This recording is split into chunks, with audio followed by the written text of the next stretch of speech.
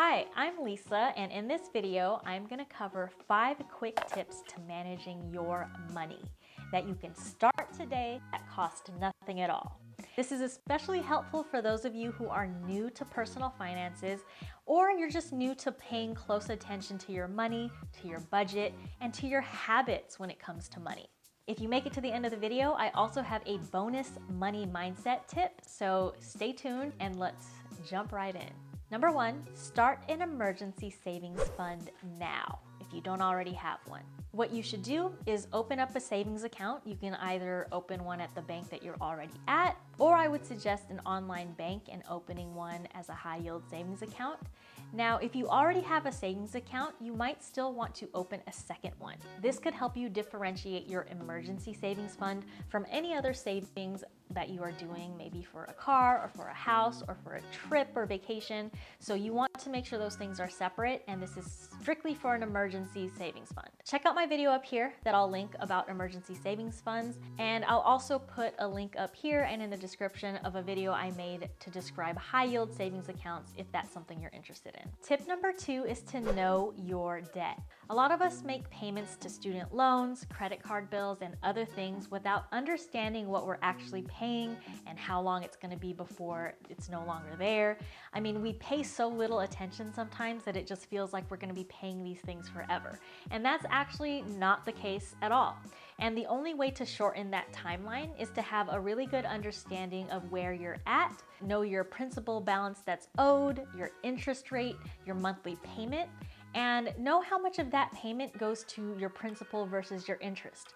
This will help because once you start paying attention to what you're paying in interest and how much it's actually going to take to pay this thing off, you're going to get upset to the point that you may want to find out ways to pay it off earlier so that you can be paying less to the lender, to the bank, and you can get on with your life and be done with that debt sooner. The number 3 tip that I have for managing your money that doesn't cost a thing is to look for weird charges. Grab the last 1 to 2 statements for each bank account and credit card account that you have. Just look through them, highlight anything that's not familiar to you or that it's a vendor you don't remember paying for, and then try to figure out what it is. Similar to number 2, a lot of us don't notice things, and that includes erroneous charges because we're just not paying attention. So if there's anything that looks fishy, call your bank, call your credit card company, try to figure out what it is, and hopefully get some money back if it's not something you actually paid for and if it was a mistake. Checking your finances regularly and auditing things here and there is a good habit to have to make sure you're not overpaying for things. Number 4, remember that emergency savings fund that we were talking about in number 1? Well, number 4 is to direct deposit an amount into your savings or automate a transfer from your checking to your savings every time you get a paycheck.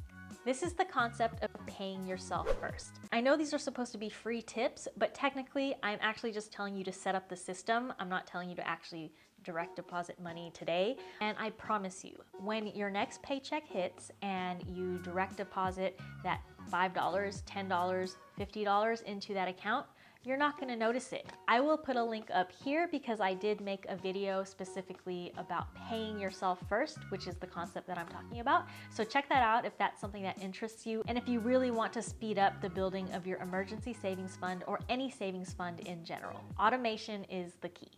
All right, number 5, change your passwords to all important financial accounts and make them really strong passwords. In my opinion, the best place to store it is in a password manager because you don't want to use the same password for more than one account. I personally use LastPass, but there are a lot of other ones out there.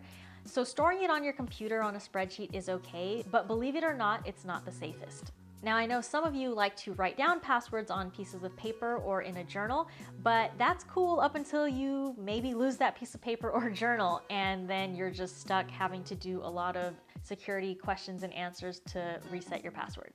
So I suggest a password manager for security, but definitely make sure you have different passwords for different accounts, especially all of your financial accounts. All right, so those are the 5 tips. And like I said at the beginning of the video, if you stuck around, I have an additional bonus tip on money mindset. So bonus tip number 6 is to calculate your net worth. If you continue to watch my videos, which by the way, you should subscribe if you haven't already, or if you continue on your personal finance journey, which you should, I want you to start thinking in terms of net worth. A lot of us calculate our finances based on our yearly salary, but your net worth is actually a lot much of a better baseline of understanding what you can afford. Because you can technically have a lower salary than your friends or other people, but actually be a lot more wealthy than them and afford more than them. That's if you manage your money right and you understand what your assets are and what your liabilities are and knowing what you can afford.